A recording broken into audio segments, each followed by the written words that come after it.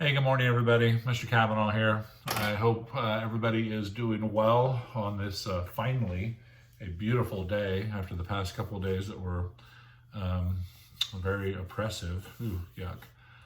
I'm going to go through a few things on judicial selection, some notes that I have, and then submit them to your Google Classroom feed for you. Just to clarify some stuff and go over. Hey, before I begin, I was looking at some of your posts to the Padlet, which is they're awesome. Love that. Make sure some of you aren't registered on Padlet, which I think you should register for Padlet. It's easy to sign up for it. It's free. But if you're not signed up for Padlet, your posts come up anonymously. So make sure you do post your name or put your name on your post, please. Identify yourself when you put a post on the Padlet, please. So, excellent. Quickly, some information on judicial selection regarding federal judges and Supreme Court justices. Look at this. I need a haircut. I'm thinking about shaving my head. Thoughts? Kind of a burr, not skin tight, just a burr. Any thoughts? Yay? Nay? Judicial selection. The president, as we know, we've talked about this before, the president nominates. I don't like using the word appoint. Some people use appoint, and in some writings you see appoint, the word appoint. I don't like saying appoint because I think when you appoint somebody to a position, that means they have the job, and this is not the case, as you know. So I'll slip to them sometimes say appoint, but I try to go with nominate. So the president will nominate. If there's an opening, there has to be an opening for a federal judgeship or a Supreme Court justice. There has to be an opening. Once there is an opening, then the president will nominate an individual, and then that individual needs to be confirmed by the Senate. Advise and consent, which is an example of checks and balances. Remember that, advise and consent. So if I'm president of the United States and there's an opening on the Supreme Court and I want to nominate my wife, who's sitting right over there, I will go through a series of things behind the scenes. First of all, I'm going to check with the senators of that state where she's from and see what they think about her. There's a thing called senatorial courtesy that's historically been used, especially for district court appointments, not so much for appellate level, but really for Supreme Court and district courts. The executive has deferred to where the individual's from, her state's senators, and they have what's called senatorial courtesy. They could actually, in some cases, say yay or nay on certain nominations. But I'll look at my wife's background, what she's about. Keep in mind, I'm going to nominate somebody of my party. So I'm going to look at party affiliation and judicial philosophy. If I'm a flaming vegan, Birkenstock wearing, Subaru driving, Bernie sticker on the back of my car liberal, then that's who I'm going to nominate for the court.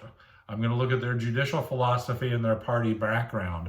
If I'm some pickup truck driving, gun rack in the back, right-wing nut job protesting in the state of Michigan, extreme Republican redneck, then that's who I'm going to nominate for the position, somebody who's very conservative. So presidents are going to look at the background of these individuals, especially what party they subscribe to and their judicial philosophy, what they're about, how they view the law. Do they interpret the law more progressive liberal or more conservative? And those are the individuals that they're going to nominate for the court. So party background and judicial philosophy. Some talk about a litmus test to be a federal judge or Supreme Court justice, a litmus test. It's a test regarding ideological purity. Where do you stand on the key issues of the day? like abortion being one. That is a key issue that presidents look at when nominating federal judges and Supreme Court justices. A litmus test, this test of ideological purity. And they delve deep into the background of their nominees. Quick question. What background do you have to be a federal judge or Supreme Court justice? Really, there's no specific background. The Constitution does not specify. You don't even technically, well, for certain judgeships, it's required to be a lawyer. But for the most part, for district, appellate, Supreme Court justices, you don't even have to have a law degree. You just have to be nominated by the president and confirmed by the Senate. That is it. Those are the formal requirements to be a federal judge, Supreme Court justice. So I want to nominate my wife. One of the first things she'll do is go around and visit with senators, especially senators on what's called the Judiciary Committee. Remember, all work in Congress is done where?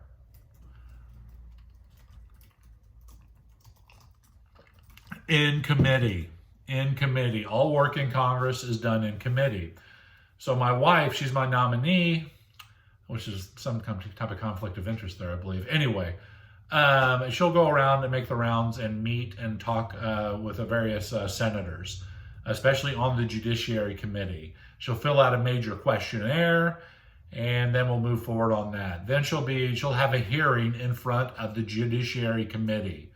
And the Judiciary Committee, which I believe right now in the Senate is headed by Chuck Grassley from Iowa. Or maybe he just stepped down and it might be Lindsey Graham, maybe the new chair of the Judiciary Committee. Lindsey Graham from South Carolina.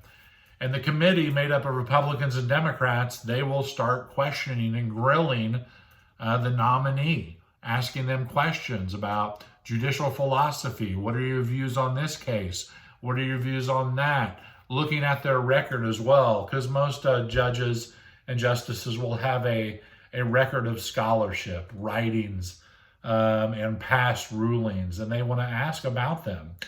Then the committee will vote on that nominee and then advance it to the full Senate, where the full Senate will vote on that nominee, and yay or nay. So that's it. To be a federal judge is to be nominated by the president and to be confirmed by the Senate. Advise and consent. Looking at my notes here. That's about it. That's it. How long is your nomination for? Once you're confirmed, how long? How long are you a federal judge? How long are you on the court for, Supreme Court? It's for life. It is a lifetime appointment. You cannot be fired for a decision that you make. Let's say my wife, she is confirmed and makes it to the Supreme Court, but one night she makes meatloaf for dinner, and it's just completely shitty, and I want to kick her off the court. Can I do that? No, I cannot. It is a lifetime appointment. She cannot be dismissed from the court for making a subpar meatloaf or for decisions that she makes. She can be, however, as you know, she can be impeached. She can be impeached. And an example for impeachment would be accepting bribes. A federal judge or Supreme Court justice accepting bribes. That's grounds for impeachment. So it is a lifetime appointment. You can retire from the court. The first female on the court, Justice Sandra Day O'Connor, who came from the Arizona legislature. She was nominated by President Reagan. First female on the court. She retired from the court. She's still with us. She retired to, her husband was going through some health issues, and so she retired from the court to take care of him.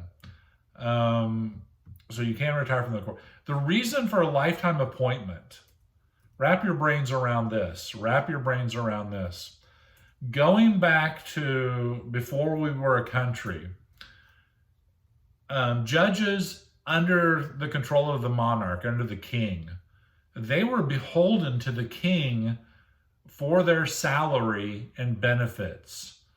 So they were biased towards the crown. If the crown had business in front of them, many cases they would side with the crown because they didn't want to piss the crown off and lose out in money and benefits.